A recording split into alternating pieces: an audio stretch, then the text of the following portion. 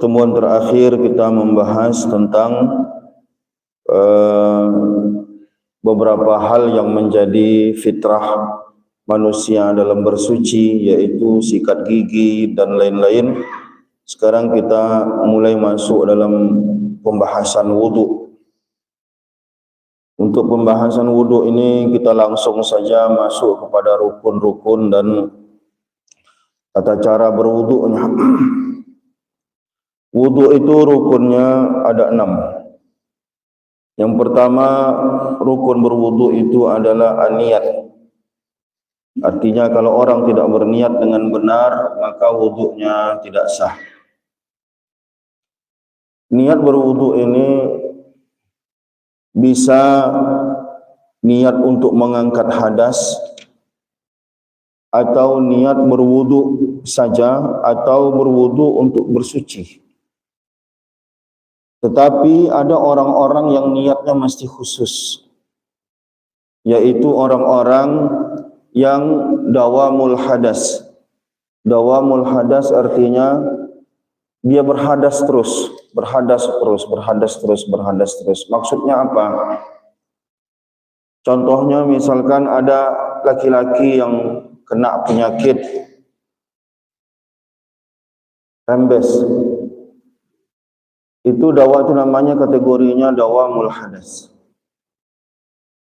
Dia berwudu, keluar pipisnya, dibersihkannya, keluar lagi, keluar lagi, keluar lagi, keluar lagi, keluar lagi.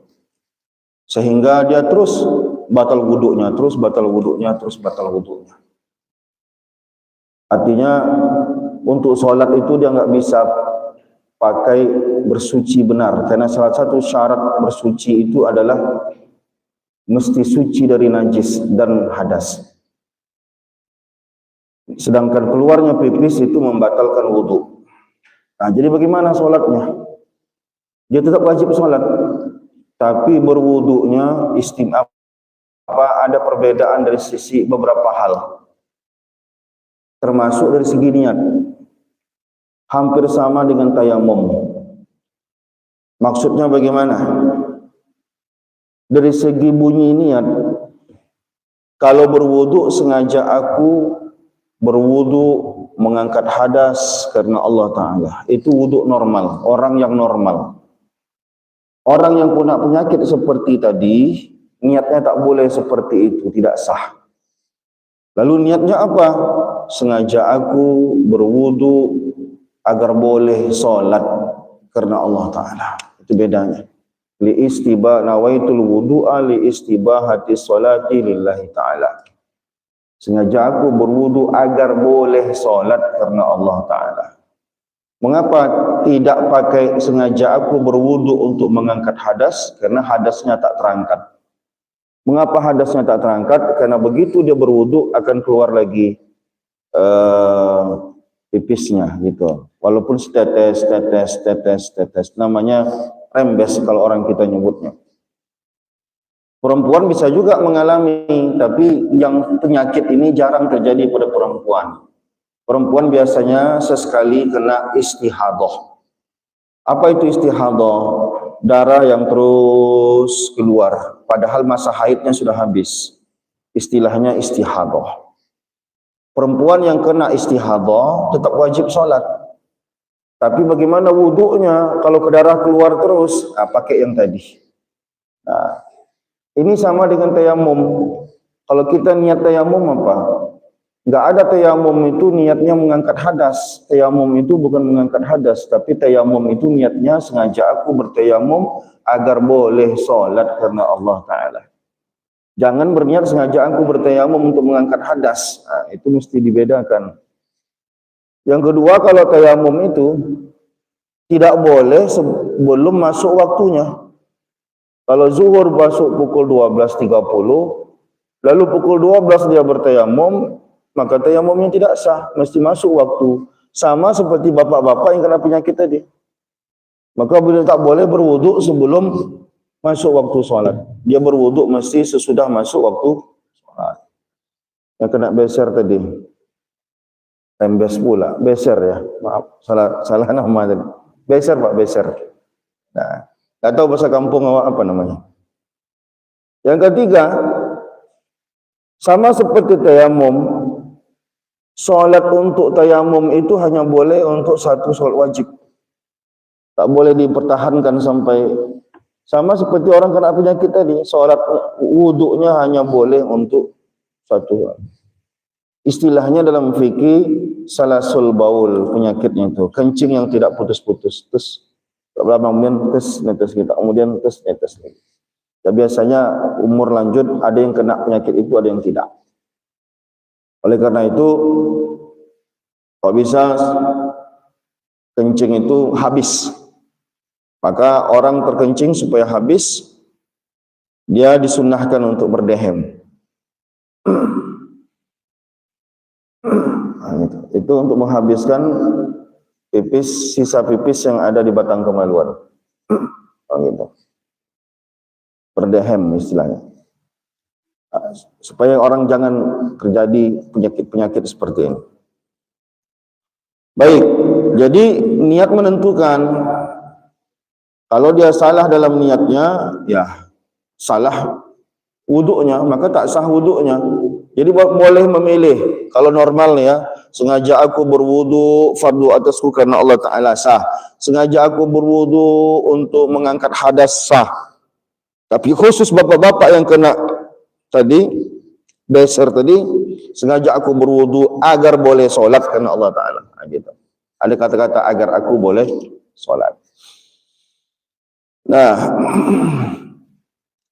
inda ghasli awwali juz'in minal wajhi. Kapan niat berwudu itu? Ketika basuhan pertama di wajah. Saat basuhan pertama bersamaan dengan membasuh itu, di situlah kita berniat. Jangan basuhan selesai sedangkan kita wudu niatnya belum selesai. Nah, boleh niat duluan selesai baru basuhan wajah. Yang tak boleh, jangan wajah selesai dibasuh niat belum selesai, tidak sah. Nah, jadi mesti dari awal. Kalau ada orang berniat separuh wajahnya sudah dia usap, basuh.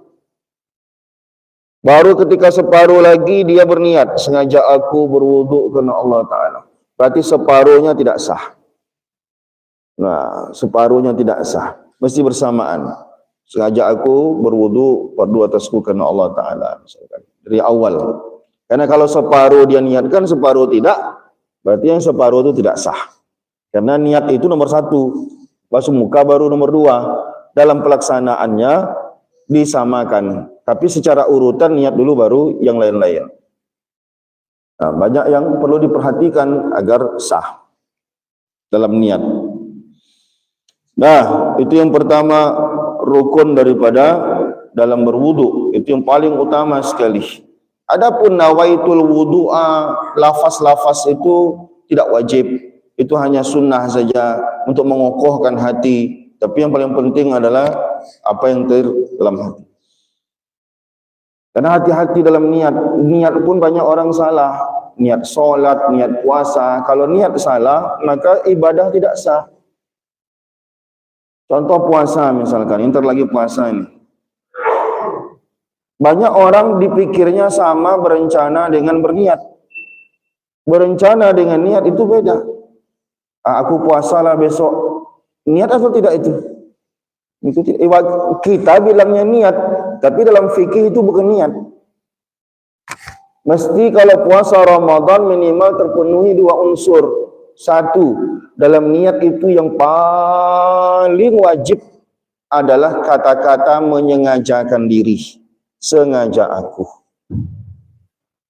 Sengaja aku puasa esok hari, sengaja aku sholat, sengaja aku berwudu.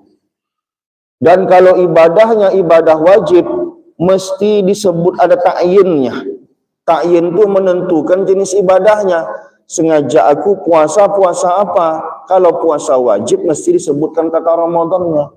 Sengaja aku puasa Ramadan. Selainnya tak disebutkan tak apa-apa, hukumnya sunnah. Tapi yang dua ini kalau tak disebut, maka puasa Ramadannya tidak sah. Datang orang kita, dipikirnya rencana sahur ini sudah dianggap berniat. Beda. Maka dulu kalau di kampung-kampung, emak-emak kita, ini nggak tahu saya mana yang kampung, mana bukan. Kalau kami dulu di kampung, mak kami dikawal dengan niat itu. Udah berniat kau, udah berniat kau, udah berniat kau, kata. Karena dia menentukan sah atau tidaknya ibadah. Banyak orang niat aja tak selesai gitu. Subuh. Apa niat yang wajibnya? Kita berniat tadi ada 8 kata. Sengaja aku solat, sengaja aku solat fardu subuh 2 rakaat menghadap kiblat. Apa lagi? Makmum adaan lillahi ta'ala. Yang 8 ini mana yang wajib, mana yang sunnah?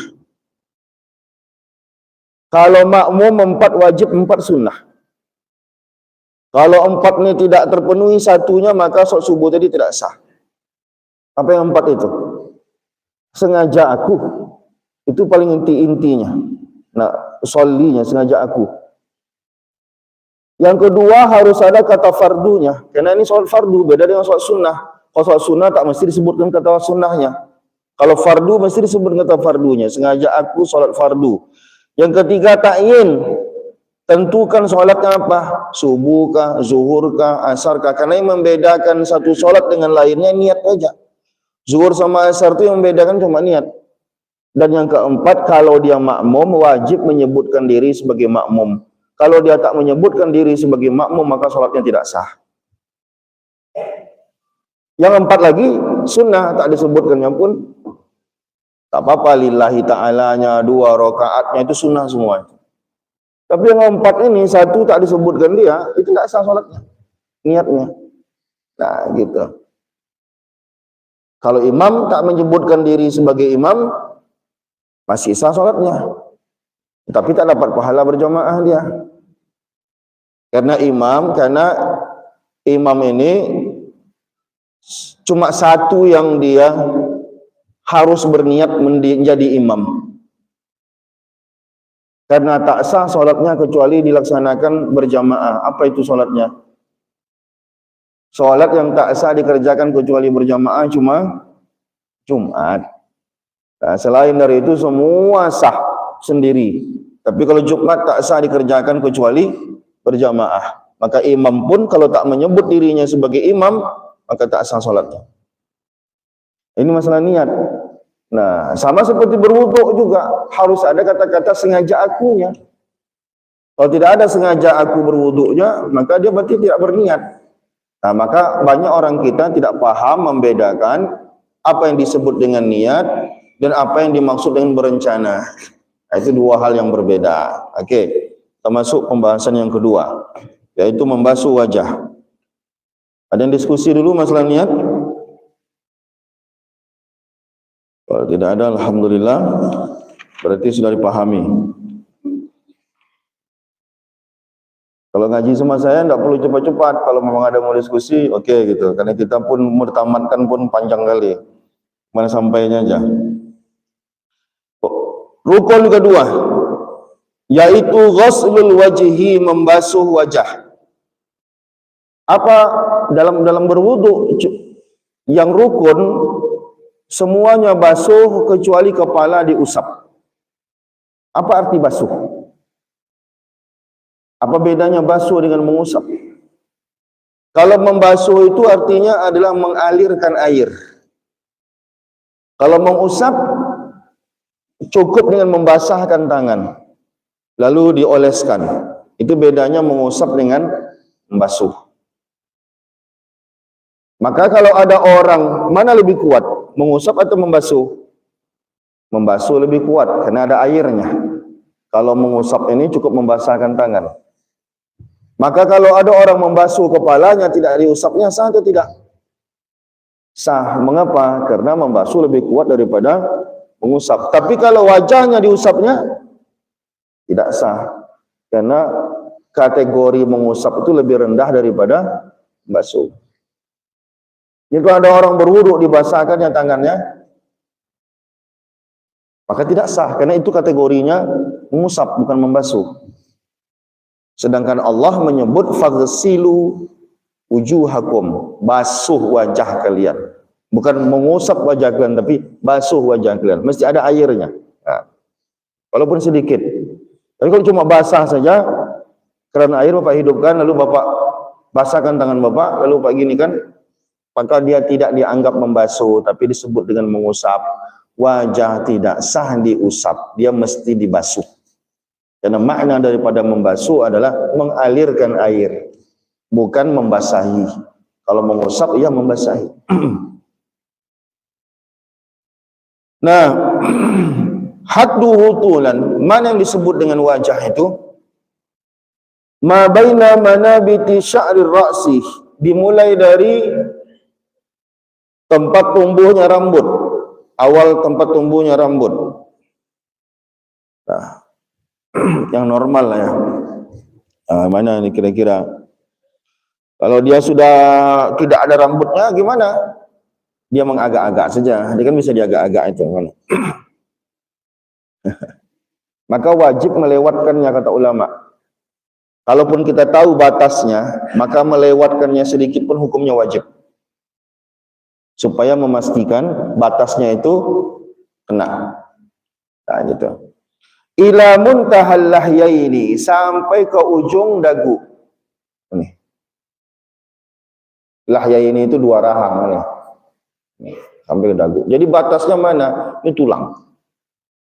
Tulang rahang. Tulang rahang. Dari ini sedikit aja tidak kena itu tidak sah. Maka diwajibkan lebih. Sedikit aja tak kena itu tidak sah, maka diwajibkan untuk lebih, untuk memastikannya. Ini tulang dagu, tulang rahang, ini batasnya. Wa ardan, sedangkan melebarnya itu memanjangnya baru. Ma bainal uzunaini, antara dua telinga. Anak telinga, anak telinga. Jadi hati-hati, rambut yang di sini, kita ada rambut yang berbelok di sini, itu masih wajah itu. Jambang berarti wajah. Jenggot berada di areal wajah. Ma hukmu ghasli syu'uril wajhi, bagaimana dengan bulu di wajah? Bulu di wajah ini kalau dihitung itu ada sekitar 20 kategori bulu. Bulu alis 2, bulu mata 4 atas bawah, bulu kumis, bulu di bawah bibir, jenggot, jambang kiri kanan, bulu pipi. Totalnya nanti ada sekitar 20 macam pipi. Ini juga bulu wajah namanya. Nah, yang wajib terbasuh adalah kulit dan bulu. Yajibu ghasluha kulluha, semua bulu di wajah, berarti bulu hidung tidak masuk. Karena dia bukan berasal dari wajah, tapi dari dalam hidung keluar. Zahiruha wa batinuha, baik dalam bagian luar bulunya maupun bagian dalamnya. Wa yustasna zalika min al-lahyatu wal aridani iza kana al-kasifaini. Berbeda halnya, ada pengecualian kalau jenggotnya tebal. Jadi begini, biar paham ya. Kita ini mungkin tidak ada, karena jenggot kita kalaupun berjenggot pasti tipis. Apa bedanya jenggot bulu tipis dan bulu tebal? Nanti mempengaruhi hukumnya. Bulu tebal adalah kalau kita bicara dengan dia 3 hasta, itu kita nggak nampak kulitnya. Saya di sini 2 meter orang depan saya ngomong, saya sampai tak nampak kulitnya. Maka itu disebut dengan tebal. Kalau masih nampak saya kulitnya, itu tipis. Apa bedanya? Kalau bulunya tipis, maka tidak ada pilihan bagian luar maupun bagian dalam, itu wajib kena air. Kalau bulunya tebal, maka yang wajib kena air bagian permukaannya saja. Dalamnya tak kena pun tak ada masalah. Cuman disunnahkan dia untuk memasukkan jari-jarinya. Ini bedanya bulu tipis dan bulu tebal. Kalau kita ya paling Orang-orang tertentu saja, tak banyak yang bulunya dikategorikan tebal. Tapi kalau orang Arab itu biasanya bulunya kategorinya tebal gitu. Jadi mudah aja membedakan antara bulu tipis dan bulu tebal. Kalau dia masih, walaupun berjanggut panjang segini dia, tapi kita ngomong sama dia masih jarang-jarang, itu masih kategorinya tipis. Maksud tipis di sini bukan pendek ya, bukan pendek, tapi tingkat ketebalan ketebalan bulunya, gitu. Ada orang walaupun panjang jenggotnya, ngomong sama dia, kulit dagunya pun masih nampak gitu, karena mungkin jarang-jarang bulunya gitu. Jadi begitu membedakan antara, apa bedanya tadi? Kalau tipis, maka wajib airnya sampai ke kulit. Kalau tebal yang saya bilang tadi, tak pun sampai, dia bagian permukaan itu dah cukup. Tapi disunahkan dia menyela-nyela pakai jarinya, masukkan jarinya ke dalam jenggotnya. Kalau jenggot itu berada di areal wajah. Nah gitu, ini areal wajah. Tapi kalau di luar areal wajah, tidak perlu dipikirkan. Karena yang harus itu harus di areal wajah. Bulu yang masih di areal wajah.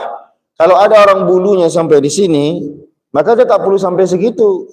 Ya, sama seperti ibu-ibu misalkan, dia mengusap kepala, tapi rambutnya panjang. Yang dia usap bawahnya saja. Misal rambutnya panjang menjuntai sampai ke bawah di sini. Lalu diusapnya bagian bawah saja. Tidak sah. Karena dia hanya boleh mengusap kepala di areal kepala. Mengusap areal kepala di areal kepala. Kalau ada bulu yang dia usap rambut, mesti di areal kepala. Yang boleh. Nggak boleh yang bagian yang menjuntai. Kalau yang bagian menjuntai yang diusap dia, maka tidak sah. Yang boleh dia usap hanyalah bagian kepala. Gitu. Bagi ibu-ibu yang rambutnya panjang kan kadang malas dia gitu kan, basah-basah rambut gitu. Jadi ambilnya ujung, basahkannya tangannya, diambilnya ujung rambutnya. Gitu. Yang misalnya rambutnya sampai segini nih. Usapnya. Kan dong usap kepala kata dia. Rambut walaupun dia bagian dari kepala dia sumbernya, tapi yang dimaksud adalah yang masih di areal kepala gitu. Di luar itu enggak bisa dia. Nah, jadi harus memperhatikan mana batas wajah yang dimaksud, telinga dengan telinga, panjangnya ini. Maka tadi saya katakan, bulu yang melingkar di sini itu masih wajah, itu masih disebut dengan bulu wajah, belum disebut dengan rambut bahasa fikihnya. Kalau bahasa kitanya memang udah rambut, tapi bahasa fikih itu masih disebut bulu wajah. Maka hati-hati. Dan sebagaimana kita ketahui, yang membuat tidak sah adalah ada yang menghalangi antara air dengan kulit langsung atau bulu langsung. Kalau ada yang menghalangi, maka dia tidak sah. Apa yang menghalangi air ke kulit wajah? Make up. Nah, make up yang pondasinya minyak misalkan. Maka ketika ibu-ibu berwuduk pakai make up, maka otomatis tidak sah wuduknya. Mengapa tidak sah? Karena airnya tidak bisa menyentuh langsung ke kulit. Bagaimana dengan lipstik? Lipstik juga berada pada areal wajah. Oh, tidak bibir. Bibir yang terbuka di saat kita tutup. Nah, begini. Nah, kan masih ada bibir yang keluar, itu disebut dengan wajah. Nah, ditutup kan bukan begini nutupnya. Menutupnya gini, normal gitu. Maka bagian luar ini masih dikategorikan sebagai wajah gitu. Nah, jadi hati-hati. Bagaimana dengan bedak? Maka ibu kalaupun pakai bedak, maka ibu harus cuci wajah ibu dulu sebelum basuhan pertama. Mengapa? Nah, ini penting. Jangan-jangan ketika ibu membasuh wajah, basuhan pertama ke wajah ibu, airnya bercampur dengan bedak, membuat dia tidak sah. Karena airnya yang bermasalah. Walaupun air langsung kena ke kulit, tapi airnya jadi bermasalah, suci tapi tidak mensucikan. Disebabkan apa? Air wuduk di tangan ibu bercampur dengan bedak ibu, membuat dia menjadi tidak sah. Maka basuh dulu, baru nanti berwuduk. Kalau make up harus lebih serius, karena dia kadang dibasuh pakai air biasa, dia tidak luntur. Nah, gitu dia. Jadi perempuan ada dua Yang membuat dia paling sering tidak sah di antaranya nanti itu adalah kutek. Kutek juga bikin tidak sah. Mengapa tidak sah berwudu orang pakai kutek? Karena kutek itu melapisi kuku, sehingga ketika dia berwudu air tidak kena ke kuku langsung. Maka suami yang tegas mengharamkan istrinya pakai kutek. Jangan dibiarkan. Nah, kalau dibiarkan ya berarti bapak ikut nyumbang juga, membuat ibu ini tidak sah wudunya. Mandi wajibnya pun tak sah kalau dia pakai kutek. Kalau mandi wajibnya tak sah, tidak boleh berhubungan badan. Kalau bini bapak suci dari haid, sebelum dia mandi wajib tak boleh berhubungan, haram hukumnya. Jadi bapak tengok ibu itu mandi wajibnya pakai kutek, maka jangan bapak sentuh dulu sampai dia betul-betul mandi wajibnya dengan cara yang sah. Ya, ini bapak biarkan bini bapak mandi wajib pakai kutek. Ya udahlah, bapak jangan sentuh dia. Karena mandi wajibnya tidak sah. Berbeda dengan inai, karena inai tidak melapisi. Inai mewarnai tapi tidak melapisi. Tapi hati-hati dengan inai. Kalau inai yang harga murah yang di Mekah itu, yang harga 2 rial itu sama aja kayak cat. Ya, gitu. Yang betul inai itu itulah yang orang nikahan tempat kita itu aman itu. Buktinya gini aja Bu, membuktikannya. Ibu pakai dia, ibu kopek-kopek, copot atau enggak ada. Kalau copot berarti dia melapisi. Tapi kalau harga murah biasanya gitu. Kalau ibu belinya harga mahal mungkinlah agak bagus dia.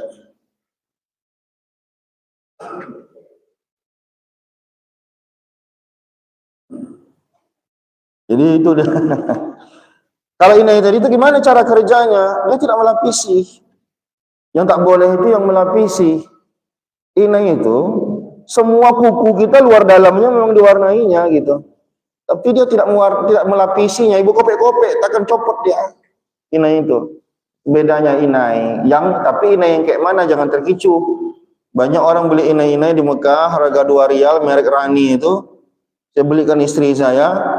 Habis itu si kopek pegang-pegang, oh kopek dia. Nah, berarti sama aja kayak cat gitu, melapisi, enggak boleh. Nah, ada beberapa hal yang sunnah dalam membasuh wajah. Jadi bibir, make up segala macam itu. Jadi ibu kalau berwudu jangan pakai mukena. Jadi takutnya ada areal wajah yang tak kena. Yang disunnahkan dalam berwudu adalah ayyabda'a bil wajhi min a'lahu. Disunnahkan ketika berwudu itu membasuhnya mulai dari atas. Nih. Jangan dari samping, sah saja. Dari bawah sah saja, kan kita bicara sunnah. Sunnahnya nambah pahala saja. Memulainya dari atas. Bukan dari bawah, bukan dari samping. Ayya'khuzal ma'a biyadaihi jami'an. Disunnahkan mengambil air itu dua-dua tangan. Tapi dengan syarat ya. Tangan yang digunakan untuk menampung air mesti diniatkan, ada niatnya. Niatnya namanya niat ikhtiraf. Niat ikhtiraf ini artinya niat menggantikan gayung dengan tangan. Tangan itu diniatkan untuk sebagai penciduk air, bukan sebagai anggota wudu. Soalnya anggota wudu juga. Kalau bapak tak niatkan itu, nanti jangan-jangan nanti airnya jadi mustakmal.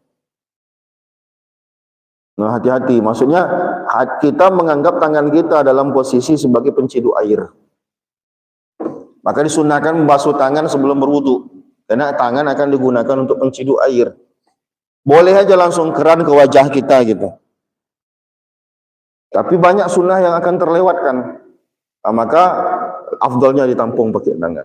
Nah, baru diusapkan. Dan hati-hati Pak, ada terlewat dari masalah niat.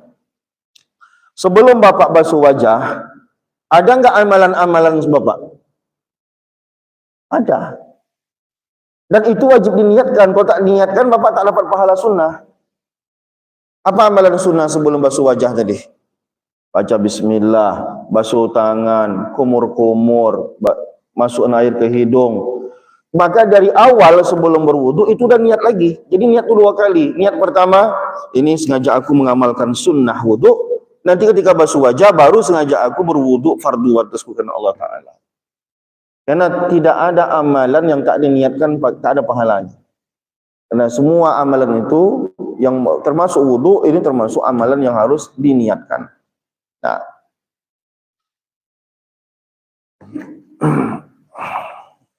bukunya hancur pula. Disunnahkan juga italatul ghurra, memanjangkan basuhan. Wahiyya ghaslu mazana ala hadil wajhi min jami'in jawanibihi. Tadi ini yang saya sebutkan baru batas. Disunnahkan melewati batasnya. Namanya ghurrah. Nama areal wajah dilebihkan, areal di atas dilebihkan. Pertama, fungsinya adalah untuk memastikan bahwa batas-batasnya pun sudah dibasuh, dan kalau dilewatkan itu dapat sunnah. Kalau tangan, nanti akan ada pembahasan. Kalau tangan itu batasnya bahu. Sunnahnya, wajibnya sampai siku, sunnahnya sampai bahu. Kalau basuh kaki, wajibnya mata kaki sampai mata kaki, sunnahnya sampai betis, maksimal sunnahnya sampai lutut. Berarti lewat daripada itu makruh hukumnya. Bukan sunnah lagi, dah jatuh pula ke makruh karena berlebihan. Karena tak kalau dah sampai ke batas maksimal sunnahnya, dia bisa makruh. Sama seperti basuh wajah tadi. Berapa disunnahkan? 3 kali. Kalau dia basuh 5 kali, bukan dapat sunnah, dia bisa makruh hukumnya. Gitu dia. Basuhnya wajibnya sekali, 2 kali sunnah, 3 kali maksimal sunnahnya. Dibasuhnya sampai 7 kali, 8 kali, 10 kali, 12 kali, itu makruh hukumnya, bukan dapat pahala. Gitu, malah dilarang. Untuk menghindari berlebihan dalam menggunakan air. Karena Nabi pun menggunakan air dalam berwudu itu cuma 1 mud air. 1 mud air itu banyak mana? 1 mud air itu sekitar 600-an mili. Cukup bagi Nabi berwudu dengan air 600-an mili. Nabi mandi wajib itu 4 mud. Kali 4 dari itu. Karena jangan dibayangkan air di zaman Nabi semudah kita gitu ya. Jadi agak rumit mendapatkan air sehingga Nabi berwudu. Dan tapi ulama mengatakan tetap sunnah hukumnya menggunakan air minimal dalam berwudu. Walaupun kita berada di tempat yang air banyak. Walaupun di tempat kita air banyak, tapi tetap disunnahkan berwudu supaya ada kesan kita ittiba bin Nabi, mengikuti Nabi. Jadi berwudu pakai air minimal, tapi bukan berarti mengurangi. Wudu minimal itu bukan mengurangi jumlah basuhannya, tapi yang dikurangi, yang dihemat adalah penggunaan air. Yang salah paham, ini wudunya air dikit, ya basuh wajah sekali aja lah. Bukan itu maksudnya, tetap 3 kali. Tapi menggunakan airnya itu dihemat-hemat. Maka disunahkan untuk dan termasuk adalku sunnah, menggosoknya hukumnya sunnah. Maka saya bilang tadi, bolehkah keran air di wajah kita berwudu? Sah saja, tidak ada masalah. Lalu kenapa kita menggunakan tangan? Supaya dapat sunnah dalak. Sunnah dalak itu artinya menggosoknya itu hukumnya sunnah. Nah, semua wudu kita menggosoknya tadi itu hukumnya sunnah. Sunnah artinya tak dikerjakan tak apa-apa. Ada orang ambil keran, sah saja, gitu. Karena kita ini kalau ibadah, kita mau ngambil yang sekedar wajib atau lengkap dengan sunnah-sunnahnya. Kalau sekedar sah, yang wajib-wajib aja cukup. Kalau sholat, yang wajib yang mana aja? Gerak-geraknya wajib. Bacaannya Al-Fatihah yang wajib. Yang lain tak dibaca, tak ada yang wajib. Kecuali nanti tahiyat akhir baru wajib bacaannya. Jadi kalau orang mau cepat sholatnya, yang dipercepat itu, yang dipangkas adalah yang sunnah-sunnahnya, gitu. Tapi yang wajibnya, misalkan ada orang tarawih, ini saya melebar dikit. Dia mau tarawih cepat, maka apa yang dia potong? Dia potong itu, yang dia potong yang sunnah, yang wajib nggak boleh dia potong. Contoh gini, Al-Fatihah wajib, dibalapnya Al-Fatihah tadi sampai tak dapat tajwidnya. Sedangkan baca pakai tajwid, baca Al-Fatihah itu adalah wajib. Karena dia ayat Al-Quran. Kalau tak pakai tajwid baca Al-Fatihah, maka salatnya tidak sah. Maka dia harus baca pakai tajwid. Bismillahirrahmanirrahim. Walaupun laju. Bismillahirrahmanirrahim. Alhamdulillahirabbil alamin. Arrahmanirrahim. Kalau mau cepat dia, maka yang wajib pun tidak boleh dipangkas-pangkas karena tak sah nanti. Tapi kalau ayat setelah Al-Fatihah tak dibacanya pun tak apa-apa kalau dia mau cepat. Gitu. Waladhdallin, amin, Allahu Akbar. Kalau mau cepat. Artinya tak dapat pahala sunnah, tapi rukun sholatnya terpenuhi. Nah, gitu. Bacaan Subhana Rabbil Azimi hukumnya apa? Ya sunnah, maka tak dibaca pun tak apa-apa. Yang penting gerak rukuknya gitu. Nah, jadi kalau orang pengen cepat sholatnya, yang mana tahu dia buru-buru tapi pengen tarawih juga gitu misalkan. Di tempat kita masih dihitung bagus lah gitu. Cuman ada beberapa daerah saya tengok memang masyarakatnya tak mau tarawihan kata dia gara-gara itu ya. Urusannya sama Tuhannya. Kalau urusan kita kalau sampai tak sah sholat orang bagaimana? Nah, itu yang rukun yang kedua, yaitu tentang membasuh wajah. Ada yang diskusi? Kalau tidak ada, kita lanjut yang ketiga. Silakan Pak Haji. Enggak, Bapak nih. Izin. Ya, silakan.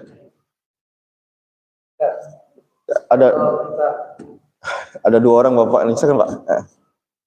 Ya Pak Haji.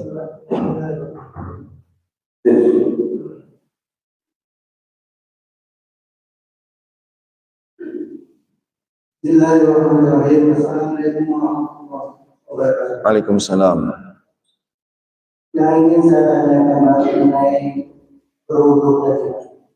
Jadi baru disampaikan masalah situasi yang saat kita ini masih sehat semua. Bagaimana dengan orang sakit Pak? Sakit, berbaring, pakai infus, pakai selang apa namanya untuk pernapasan itu kan sulit untuk berwudu. Itu bagaimana caranya itu bisa kita berwudu dan bisa juga melaksanakan sholat. Baik. Terima kasih Pak. Assalamualaikum warahmatullahi wabarakatuh. Waalaikumsalam warahmatullahi wabarakatuh. Pertama, secara normal berwudu ini kan hukumnya wajib dan tak sah orang yang sholat tanpa berwudu. Maka orang yang tak mampu berwudu tetap ada keringanan. Keringanannya adalah bertayamum. Orang yang bertayamum maka sama dengan orang berwudu. Tapi yang jadi persoalan adalah bertayamum pun tak bisa. Kalau dia bisa bertayamum sebenarnya masalahnya sudah selesai. Bagaimana dengan orang pun dokter bilang kena air tak boleh, kena debu pun tidak boleh. Maka dalam fikih disebut istilahnya faqidut tahuraini. Orang yang kehilangan dua cara bersuci. Maksudnya tidak boleh berwudu, tak bisa berwudu dan tidak bisa bertayamum. Bagaimana kalau sholat Pak tidak ada toleransinya? Arti tak ada toleransinya, bisa berwudu ataupun tak bisa berwudu, bisa bertayamum ataupun tidak bisa bertayamum, namun sholat hanya berhenti kalau orang itu tidak sadarkan diri. Itu bedanya sholat dengan puasa. Kalau puasa ada sakit mah kita dilarang dokter ya udah kita tidak puasa, kita bayar fidyah. Nah, zakat tidak ada duit kita tidak bayar zakat, fitrah pun kita tak bayar karena duit kita tak ada. Tapi kalau sholat dia punya banyak cara sesuai dengan kondisi. Nah, berkaitan dengan bersuci, kalau dia bisa berwudu, walaupun terpasang kateternya, walaupun pispotnya terpasang, belum dicuci pakai pempes, selagi dia bisa berwudu, maka tetap wajib berwudu. Tak boleh tidak berwudu itu kalau tidak bisa berwudu aja. Tak bisa dia berwudu, dia pasang ini segala macam, tak bisa dia berwudu, maka dia pindah ke level kedua, yaitu tayamum. Kalau tayamum pun dia tidak bisa, maka dia masuk level ketiga. Cuman level ketiga ini ada konsekuensinya, yaitu wajib mengiadah sholatnya. Mengiadah itu bahasa kita apa? Mengganti sholat yang sudah dikerjakan. Bapak subuh tadi niatnya pakai adaan atau tidak? Tak pakai pun tak apa-apa, tapi kalau pakai, arti adaan itu apa? Sholat yang dikerjakan pada waktunya. Sholat subuh dikerjakan pada waktu subuh. Adaan itu bisa diganti dengan qadaan. Artinya sholat yang dikerjakan waktunya sudah tidak ada lagi, sudah habis. Sholat subuh jam 8. Yang ketiga ada namanya i'adatan. I'adatan itu artinya sholat pengganti. Udah sholat dikerjakan ulang balik. Nah, ada yang wajib hukumnya, ada yang sunnah. Mengulang sholat yang sunnah, contohnya, ada orang pengen dapat pahala lebih besar. Bapak ini sholat sendiri di rumah. Ternyata masjid masih berjamaah, diulangnya balik sholatnya. Itu hukumnya sunnah, biar dapat pahala berjamaah. Tapi ada yang wajib mengulang balik ini, yaitu orang yang sholat tidak terpenuhi syarat sahnya. Tapi tetap wajib sholat, Pak. Lagi sakit itu tetap wajib sholat, supaya tak punya hutang sama Allah. Cuman dituntut bapak nih, kalau ternyata dia sehat, setelah itu kuat lagi badan dia, maka dia dituntut untuk mengganti semua sholat yang dia kerjakan secara tidak sah tadi. Lalu kenapa dia sholat juga? Istilahnya dalam fikih lihurmatil wakti, untuk menghormati waktu. Mana tahu mati dia tak punya hutang sama Allah Subhanahu wa taala. Banyak orang mati su'ul khotimah gara-gara itu. Dia rajin ke masjid, tapi ketika sakit dia tak sholat. Mengapa dia tak sholat? Dia merasa tak sah sholatnya. Kiblatnya entah mana, wudhu enggak bisa, pempes terpasang, ngapain aku sholat, kata dia. Tetap wajib sholat untuk menghormati waktu sholat. Cuman kalau Allah kasih sehat, orang model begini, wudhunya yang tidak sah tadi, sholatnya yang tidak sah tadi itu dituntut untuk mengulang balik sholatnya. Berapa kali dia tinggalkan, maka diulang balik, namanya i'adah. Sengaja aku sholat subuh 2 rakaat mengulang karena Allah Ta'ala. Banyak, bukan itu aja penyebabnya. Semua sholat yang dikerjakan tidak sah. Contoh misalkan, bapak pergi ke Jakarta, pakai celana jeans, pakai baju, masuk ke toilet bandara, terkencing, ketika masang sempak, bersepai-sepai kencingnya. Bersepai-sepai ngerti kalau bahasa orang Melayu? Ya gitu maksudnya, sempaknya berair-air. Kan benajis, kan tidak sah kan? Pulang ke rumah jemput celana tidak bisa, beli di situ tidak ada jual, sarung tak bawa. Nanti habis waktu zuhur, apa yang harus bapak lakukan? Tetap sholat zuhur, walaupun bernajis, kan tak sah. Iya, ini untuk menghormati waktu. Sampai bapak ke rumah, sholat zuhur tadi itu diulang balik. Walaupun dah isyah, walaupun dah maghrib, walaupun dah besoknya. Ini namanya i'adah namanya. Contoh lain, misalkan bapak sholat dalam bus, pergi ke Medan, naik bus makmur. Bus makmur ini supirnya tidak mau singgah subuh. Nah gitu, saya kan orang Medan. Kalau ALS masih mau dia, nego-nego sama supirnya. Kalau bus makmur tidak mau dia, sembayanglah di bus. Entah cemana caranya, wudhu tidak ada. Di mana wudhu dalam bus coba? Nah, tayamum tidak bisa, nggak ada debu di bus itu. Mana ada debu dalam bus yang pakai AC, mana ada debunya. Nah, tak bisa kita bertayamum pun tidak. Kiblatnya entah mana, namanya bus sedetik sekali dia berbelok-belok, maka kita sholat subuh 2 rakaat walaupun duduk. Itu namanya sholat untuk menghormati waktu subuh. Nanti jam 10 pagi sampai ke Medan, ulang balik. Yang subuh 2 rakaat mengulang karena Allah Ta'ala dengan cara yang benar. Nah, gitu. Jadi orang sakit tadi itu justru ketika sakit itu dia perlu ibadah.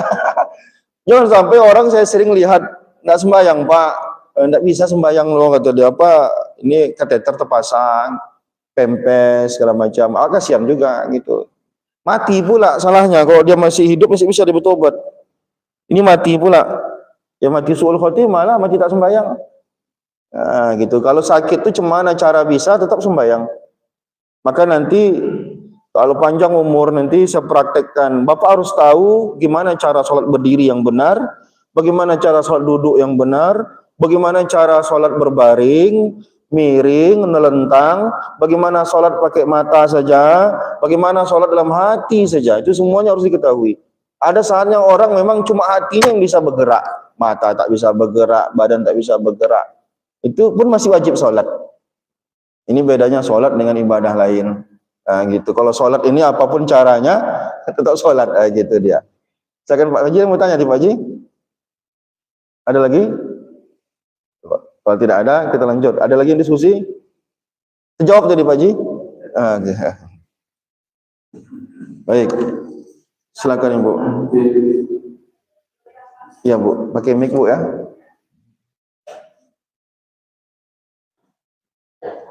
Assalamualaikum. Waalaikumsalam. Di waktu itu mungkin ya, misalnya waktu itu saya ngomong 19 atau malam sholat itu dari kerjaan.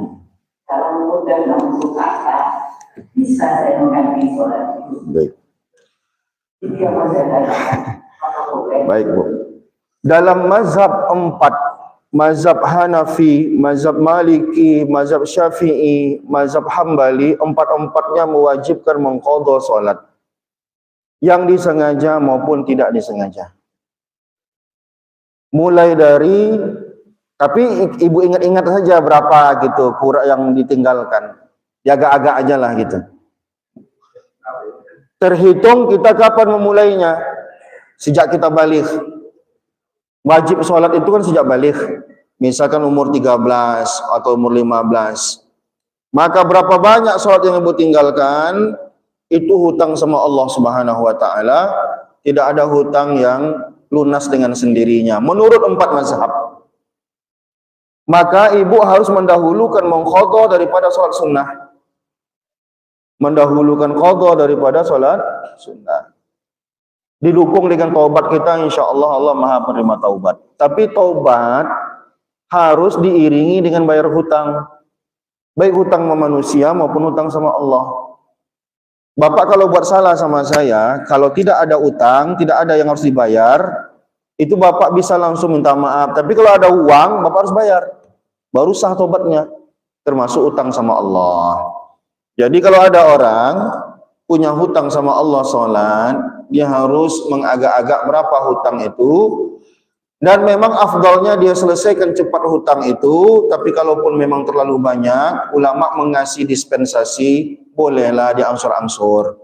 Dahulukan sholat qadha daripada sholat jamaah sunnah. Nah, gitu dia. Wallahu a'lam bishawab. Ada ulama yang memang meringankan. Kata ulama, taubat itu sudah menghapus semua salah. Tapi pendapat ini termasuk pendapat yang lemah. Karena taubat itu tidak melunasi hutang.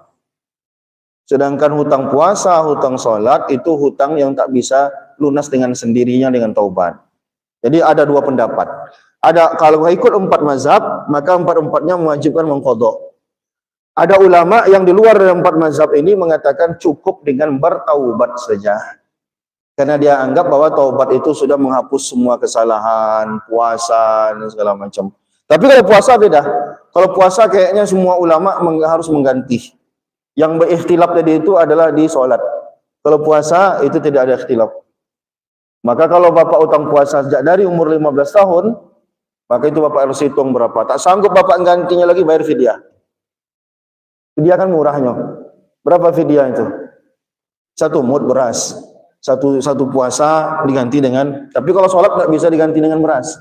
Nah itu pula. Kalau puasa, kalau sholat tidak bisa diganti dengan beras. Kalau puasa tak sanggup kita menggantinya, bisa diganti dengan bayar fidyah. Nah, gitu. Jadi ada 2 paham di situ Ibu, ada 2 pendapat. Kalau saya lebih cenderung karena ini 4 mazhab, maka 4 mazhab ini dianggap sebagai ijma'. Maka mendahulukan pendapat yang 4 mazhab ini karena mereka sepakat itu sebaiknya lebih didahulukan. Kita ingat-ingat saja berapa kira-kira kurang daripada kita sholat sunnah qabliyah ba'diyah, lebih baik kita mengganti sholat yang kita tinggalkan. Begitu, itu lebih diutamakan. Wallahu a'lam bishawab. Ya, dengan kecemasan kita ini kan Allah Maha melihat. Itu saja Allah sudah tahu keseriusan kita untuk berarti kita bertobat. Sanggup kita punya waktu kita menggantinya, sebaiknya kita ganti. Karena kata Rasulullah, hutang sama Allah itu lebih berhak untuk dibayar daripada hutang sama manusia. Nah, hutang sama Allah itu contohnya apa aja? Zakat yang belum dibayarkan itu termasuk hutang sama Allah. Maka kalau ada orang mati, Seharusnya dia bayar zakat, tapi tak sempat bayar zakat, tetap dibayarkan zakatnya.